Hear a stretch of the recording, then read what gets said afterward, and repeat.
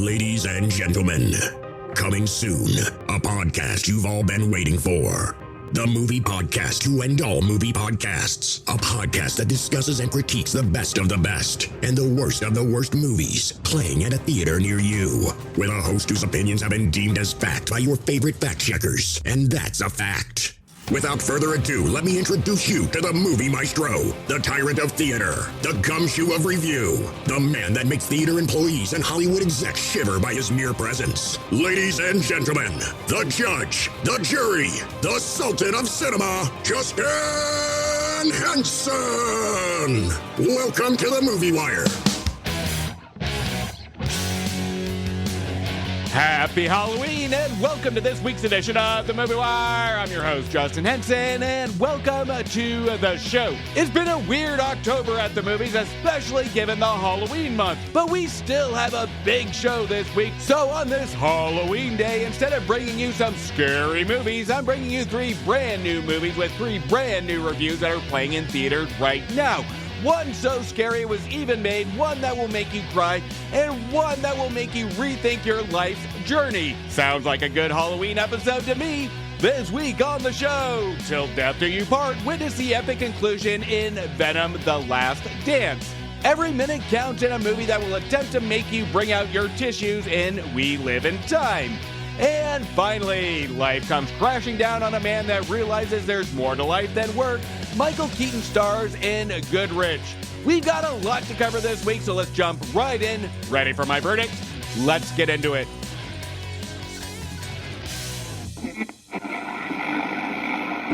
Out of the windows, what? A roar and a bursting of flame. The Movie Wire podcast.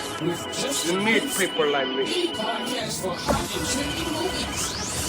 The Wire. And here we go. So let's dance. Let's dance. On Venom. Eddie and Venom are on the run, facing pursuit from both worlds. As circumstances tighten, they're compelled to make a heart-wrenching choice that could mark the end of their symbiotic partnership in Venom: The Last Dance. And once again, with a movie like this will be a spoiler-free review. This is your captain speaking. If you look out to your left, you'll see a beautiful view of the Grand Canyon. Told you we could fly! Oh, the Sun Cruise did it!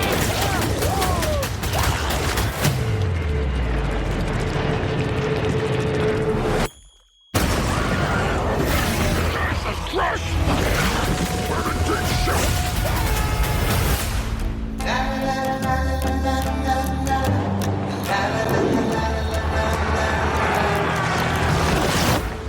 You're not going to like this. No, I can absolutely guarantee you I'm not gonna.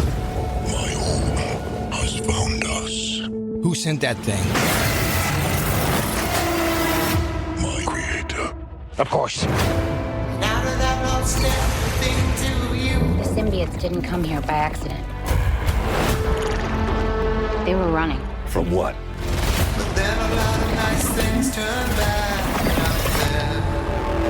What's his name then? No. No! We have something he needs. As long as Venom lives, everything will end. What are we doing? We need a disguise. Hey, man. Whoa. Why do you keep knocking people out? What is wrong with you? I'm sorry. Oh, baby, baby, it's a wild. We've come a long way, you and me. But we are through. This world can't survive if you stay together. Oh, baby, baby, it's a wild. But I need him.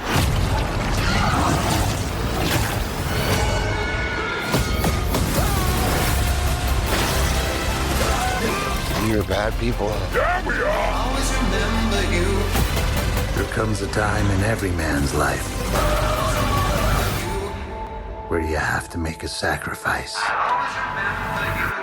Eddie, I'm with you to the end.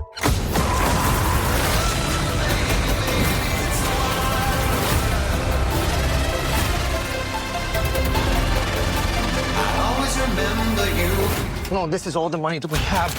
What is this feeling? It's like This feeling? It's like all of my problems have gone away. I think you broke my foot. Eddie, I need more money. You know, it's always a bad sign in a movie when we have our main villain having to narrate the conflict of the movie right from the beginning. To spoon feed us what we're about to see as if watching the intro to The Late Show introducing their guests. And third time the charm isn't always the case when it comes to movies. Venom: The Last Dance nails this series in the coffin with Thor's hammer. When it comes to the first Venom, there was some fun factor to it, with rightfully so focused a lot more on the dialogue as we get to know our duo. Eddie Brock and Venom played and voiced by Tom Hardy in all three movies, and in the first movie there was a build of chemistry that we did see trickle into the second film, Let There Be Carnage. But the dialogue started to become weaker and the movie felt too tame for the material, with the saving grace of a good performance from Woody Harrelson, who played our villain Cletus Cassidy and Carnage. Now we get the third installment, The Last Dance, which would have been a good opportunity to really tighten the relationship between Brock and Venom up to almost ignore the second film. But what we do get is a sloppy mess that within the first hour, the movie is all over the place, where it doesn't even know what to do with itself. And this is a different kind of sloppy writing, where I had to tilt my head in wonderment of what our writers, director Kelly Marshall and Tom Hardy, were doing in the writing process. Or even more so, the editing, with some of these transitions from dialogue to spectacle. But I guess I should be a little bit easier on Kelly Marshall, whose other writing credit is a 50 Shades of Grey adaptation. The Brock Venom chemistry could have gotten a lot weirder based on Marshall's 50 Shades of Grey adaptation. But you know what? Maybe that's what this film needed. A little 50 Shades of Grey treatment. A little Christian Grey and Anastasia Steele naughty chemistry. Now that I've said it and I've painted the picture, I bet all you perverts are thinking of it right now. But back on track. Within the first two acts, we can visually see on screen where our writers get stuck on where to take the film. And when we see our writers get stuck, we get insertions of an alien battle or a chase scene. There was a moment in Venom: The Last Dance where we have our pair walking after being on the run, and their banter is so simplistic it felt like a conversation with an ex that you ran into after 10 years at the grocery store, and she's extremely successful and you're holding your bottle of bottom shelf bourbon and Fruit Loops. Then the conversation at some point comes to an awkward pause on how to get the hell out of there. And we get that moment here, but there's no basis on why the silence was necessary. The dialogue abruptly stops in mid-thought and eventually just transitions to another damn spectacle. We don't get anything of interest or emotion coming from our duo. It's like watching a married couple lay in bed after an argument. That is, until we get some new characters introduced, and that's the family on a road trip, where we have Martin, the father of the family, and it's the father's dream of visiting Area 51. Martin is cleverly played by Rhys Ifans. As we get to the last 30-40 minutes, we get a taste of where the movie could have built the chemistry, and that's with our traveling family, and we are introduced to a fun but rushed climax. As we get to the last 30-40 minutes, and we get a taste, just a taste of where the movie could have built the chemistry during the first and second act, and that's with our traveling family. And then we are introduced to a fun but rushed climax, which shows another direction this movie could have gone on in the first couple of acts, to keep the blood flowing, to keep the engagement, and to keep interesting characters. But again, our writers here, we can tell, wanted to keep the Brock and Venom at the focal point, but we can tell they've run out of steam on where to take these characters in terms of growth and development. It is only when we are introduced to all the other characters as they interact with Brock and Venom is where it leans on the fun factor. But right when the film starts to have some fun with itself, it pulls back and it takes it away, including a very fun and entertaining dance scene involving Venom and a returning character, where they dance to a popular ABBA song. This, yet again, is cut short for another chase or another spectacle. And you want to know an easy way to really get on my bad side and pissing me off? Is cutting an ABBA song off too short. This is the point in the movie where I'm really fucking pissed off. Nobody cuts ABBA off.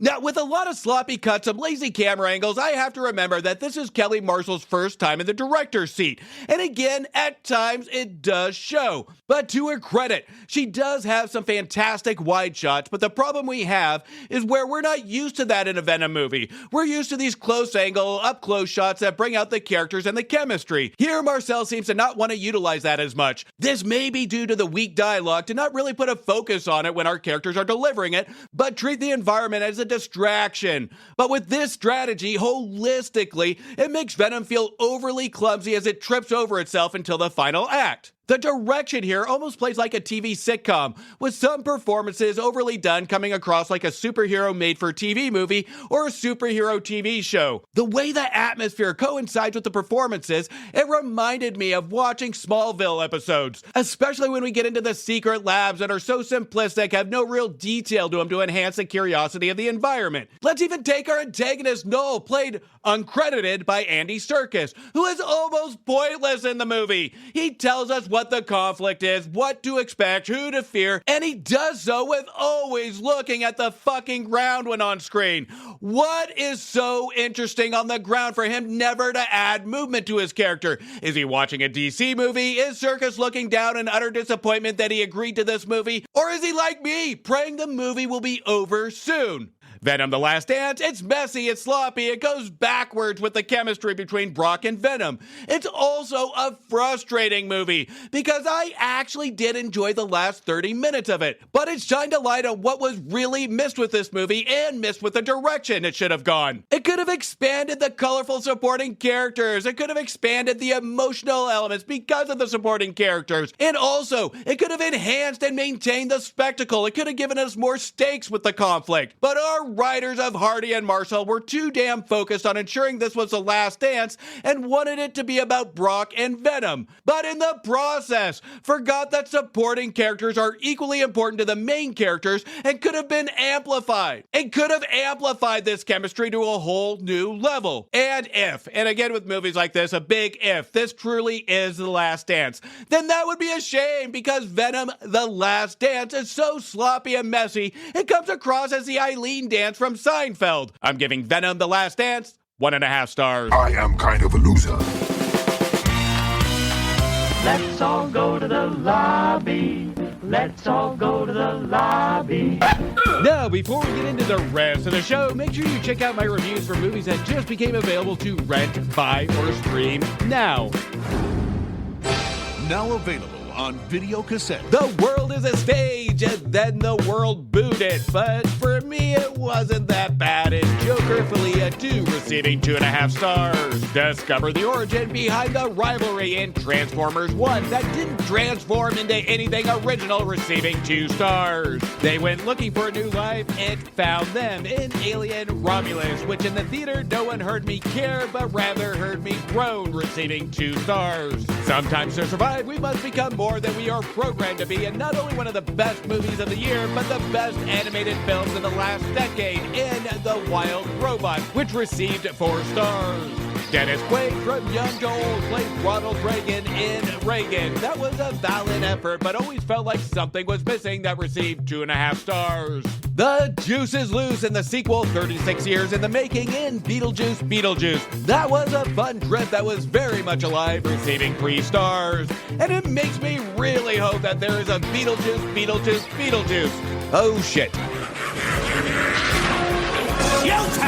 Everybody deserves a happy ending, and Deadpool and Wolverine, that was one of the biggest, surprising, and audience-fueled experiences of the summer, receiving 3.5 stars. The things left unspoken can't kill you, and I won't speak to the repetitive formula because I can hear the well-executed pacing and performances in Hear No Evil, which received 3 stars.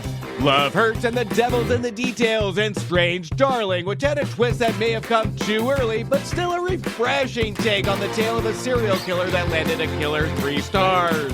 True love never dies, but this movie should. In the remake to the Brandon Lee classic comes The Crow, which flew south really quick and hopefully it stays the fuck there, receiving 1.5 stars. Meet Aya. She's an AI here to help in Afraid, but she couldn't help me end the movie quicker, and I'm afraid for anybody that wastes their money on this movie, receiving 1.5 stars. Alexa, block Afraid. I'm having trouble connecting to the internet. God damn it. Here it's called Cuckoo, where at times it's cuckoo good and other times it's just cuckoo, receiving 2.5 stars. M. Night Shyamalan brings us into another one of his drafts of storytelling and Trap, that Trapped in 1.5 stars. Then finally, a revenge story that we have all seen before, only this time it's around skincare that will make you want to put on a face mask, cucumbers and all, to avoid watching this movie in Skincare, that received 2 stars. You can check out those reviews of my previous episodes, and while you do, don't forget to hit follow or subscribe, and please don't forget to leave me a review on Apple Podcasts or Spotify. Now, before we get into the last set of reviews, there is a podcast that is part of my weekly listening routine. It's a wildly entertaining, fantastic podcast, and it's with my favorite Wilson family and super familiar with the Wilsons. Make sure to check out that fantastic podcast. The link to that show will be in the description of this episode. But let's hear from super familiar with the Wilsons now. The Super Familiar with the Wilsons podcast. You know that family whose house you hung out in when you were a kid? The house was a little loud and chaotic, but always fun, and sometimes felt more home than home. Well, that's us. We're the Wilsons, and we welcome you into our podcast with silly chat, ridiculous games, and interviews with interesting people. Like a spin doctor. The Super Familiar with the Wilsons podcast. Welcome home.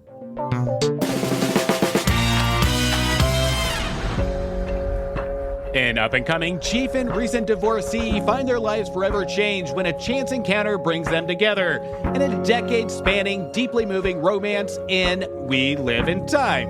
There is something that your daddy and I... There's something that Mummy and me want to... We want to talk to you about. It's a bit serious, though.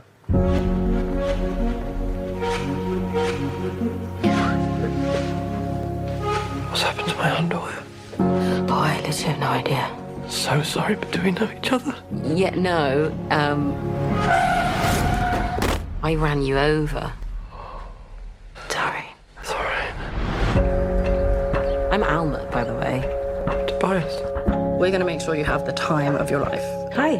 Hi. Probably ought to get going. Who says? Unless you have shit to do, then... I have nothing.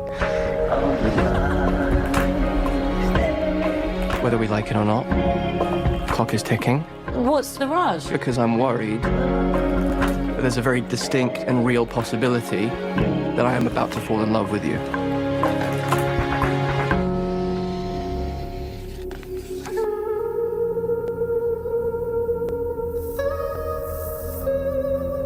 I'm okay. It's okay, honestly. It's okay not to be okay. It's a lot. Hit me where the heart is. I want to feel where the new start is. If this is real. Show me how to love you. Tell me how to hold you. I'll be for you. I'm not interested in a treatment that accidentally wastes our time. Why are you taking the risk? I can't bear the thought of being forgotten. Show me how to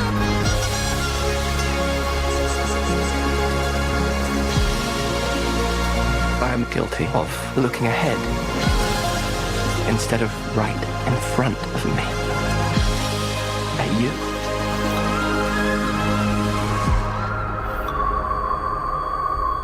Is it?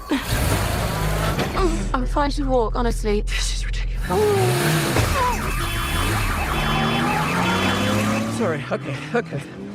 You okay? We Live in Time director John Crawley presents an attempt at an exploration of love, loss, and the complexities of human relationships. Set in place is a pair of rapidly changing and growing characters. The film, in the most confusing way, intertwines the lives of its lovers, navigating themes of time, connection, and the inevitable passage of life. Now, I'm a sucker for a good tearjerker, and did We Live in Time bring a tear to my eye? And from the last, say, 2 minutes, it actually did. So for those that see romantic tearjerkers with the sole purpose of having a good cry at the end, it will do its job. But I've seen YouTube videos do the same thing, and do it better, and do it in a 2-minute runtime. Here we have to wait an hour and 46 minutes to get that cry out. The movie surrounds Andrew Garfield as Tobias and Florence Pugh as Almut. The movie sporadically bounces through their time together, from their first meeting, first child, fights, conflict, and Almut getting the news of having an aggressive cancer. And within the first act, this is where the movie kind of loses me a bit. It's not that the dialogue is horrible, it's not that the performances are terrible. The performances are okay, that I'll talk about in a second. But it's like our writer Nick Payne wrote a singular, straightforward story about love, conflict, and tragedy, and our director John Crawley said after screening the final result, this probably was followed by him cutting the film into little pieces, shaking it up, and splicing it all back together with scenes at times that are hard to follow, because there isn't enough in a lot of these scenes to get a sense of time difference. It would be one thing if writer Nick Payne told the story through multiple decades and there was an obvious age difference that we can tell, but we don't get that here, with the exception of when Almut must shave her head because of her chemo. This is a moment that made it easier to follow because we can get some idea at what point the relationship they're in. When I think of movies like this, I like to think of The Notebook as an example. You take the last 10 minutes or so of The Notebook and it's like trying to drain Niagara Falls with a single box of tissues. And I always say, never trust anybody that didn't cry at The Notebook. They're not human. But what made The Notebook so successful and what it did was a combination. It had easy to understand time jumps. It had performances that were believable and emotional. It had a situation that was relatable and emotional, and it had characters that we loved to follow. The Notebook also answers the question that a lot of movies like this don't, which is the question of why. Why should we feel for these characters? Why should we care about if these characters are together or why they love each other? Not just care for the situation they're in, and not just because a relatable bad situation has happened to them, but why should we care about them as a couple? The Notebook did all of this, and this is where We Live in Time lacks. It banks solely on the situational piece of it and not the characters. I spent more time analyzing the screen wondering at what point in time are we with this couple, instead of focusing on the how they interact with each other. So by the time we are getting to the climax, we are getting tears of situational empathy for them, but not the characters of the couple I didn't buy into. The difference between situational crying and character crying is the difference between 2 tissues and 20 tissues. We Live in Time was a 2-tissue cry, because these characters are not interesting at all. Even with the chemistry between them, it feels rather stiff and structured. But when they are apart, the performances are good. The chemistry between Garfield and Pugh just didn't work for me, especially when it comes to Andrew Garfield and his character. Here is where we have a problem. Our character Tobias is underwritten given the emotional stakes that he faces. Now, cancer sucks. We all know this. That's a statement I think all of us as human beings can rally around. The unfortunate victim of cancer should obviously be the focal point, and here it is. Florence Pugh does an amazing job to balance the portrayal of hope, fear, and acceptance in her performance. Her journey of self-discovery during this time is beautifully rendered, showcasing Pugh's ability to convey both strengths and fragility. But Garfield lacks any believable emotional element, and that's partly because his character has nothing to work with. The character vision really puts a wall in front of what he can do or how to react. We see early scenes of him being an avid note-taker with attention to detail. The movie doesn't really do anything with this, but rather makes it apparent that this is an emotional roadblock for both the relationship and the audience watching him. Not only that, but it's a roadblock for Garfield's character development. It's a very one-dimensional character, and this is where it feels off. When there is a conflict in the relationship between Tobias and Almut, Almut might as well be arguing with a brick wall because she's getting nothing back. The film's messaging is simplistic enough, but not its intent to the viewer. It delves into how the passage of time influences decisions, relationships, and personal growth. It prompts viewers to reflect on their own lives and choices they make in the face of time. And for some of us, time isn't on our side. The movie's title itself serves as a reminder reminder that while time is an inescapable force, it can also be a catalyst for transformation and renewal. To its credit, We Live in Time does hit just the bullet points of what it needs to do to get a reaction from the audience at the end while maintaining a message. We have love at first sight, we have the first I love you, we have short scenes of a growing family, and the movie tells us not to take time for granted. I can appreciate the message and the attempt at taking a formula and trying to make it unique. But the obsession of uniqueness overpowers the execution that this movie needed. Am I saying that every formulaic romantic drama with tragedy needs to be like The Notebook? No, of course not. But if I know a movie is going to be intended to attempt to make me cry, I at least want to be on a journey that makes it worth my while with the characters, not just an outcome of a situation. We Live in Time is one of those movies that when it hits streaming, you may put it on a rainy day when you're feeling down, or you want to force out some tears. But then after you're done, you just spent 2 hours for a 2-minute crying session and you realize you're crying because you could have put on The Notebook instead. We Live in Time is trying to be unique and doing something different, but it comes across as a confusing distraction and will be defined as a generic attempt at uniqueness. I'm giving We Live in Time 2 stars. Andy Goodrich's life is upended when his wife enters a rehab program. Leaving him on his own with their young kids, Goodrich leans on Grace, his daughter from his first marriage, as he ultimately evolves into the father she never had in Goodrich. Billy, I'm sorry. Just go. You go out every night. Well, I have to go to work. Somebody has to support the generations of children who hate me. Hello? Andy, Naomi, where are you? I've checked into rehab. What? I am staying here for 90 days. Wait a minute. What? I gotta go. 90 days? You'll do great. What's up, Dad? Naomi's in rehab. Seriously? She's addicted to pills, and she's left me. You don't seem really surprised. I don't know. I guess it's not like that big of a shocker. Not a shocker? Where's Mom? Mom had to go back home for a little while to see Grandma. You know, she's getting older, so... Grandma's the same age as you. No, she's not. No, she's not. She's a good deal older than I am, but anyway. Things aren't so hot right now. At the gallery, we can't pay our rent. You guys are in debt. Why in denial? You got this, Mama. Could you watch the kids for me? I never ask you for your help, do I? Do you really want me to answer that? Lately. I was just gonna say lately. I was just gonna say it. Why do you always say your dad? Isn't he all of our dads?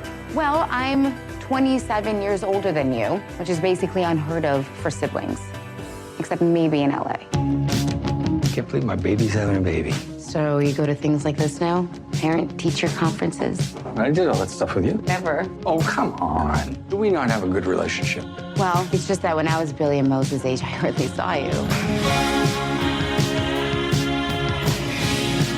You have no idea how stressful the circumstances are right now. My wife painted that. Yeah, we're separated. I don't know why that matters. Doesn't matter. Do you know how hard it is to watch you be father in the year all of a sudden? They get a version of you that I never had. I know. Just don't cry, because if you cry, then I'm going to cry. In the end, there are really only 3 things that matter. How much you've loved, how gently you've lived, and how gracefully you let go of the things that really weren't even meant for you. I want you to channel a word that describes what you need. We're all going to shout our words at the same time. Help! I was gonna count to 3. I'm gonna be a dad. You're gonna be a dad. Good luck with that, Pete. It's been said time and time again that time flashes before your eyes, money doesn't matter, and family is everything. Andy Goodrich, played by Michael Keaton, learns out the hard way that after everything comes crashing down on him from his wife checking herself into rehab and wants a separation, he is now left with raising his kids by himself and realizes that he has been so obsessed with his work that he is completely out of touch with day-to-day things, including his kids and their routines. Goodrich almost plays out as a darker version of Michael Keaton's 1983's Mr. Mom. It can almost play as a sequel given the age and the fact 41 years have gone by. But instead of slapstick and funny situations, we get rehab, new marriages, distant children, and a man that has his business fail. It doesn't seem to be very funny, but it does zero in on the comedies of errors of life, utilizing life's challenges to throw back in one's face as a wake-up call to enjoy the comedy, love, and life around us. In a way, there's a lot to the messaging between the two films that a viewer can take away from. And I have to say, when Michael Keaton is in smaller movies like this that we saw from like 2014's Birdman, this is where he is truly at his best,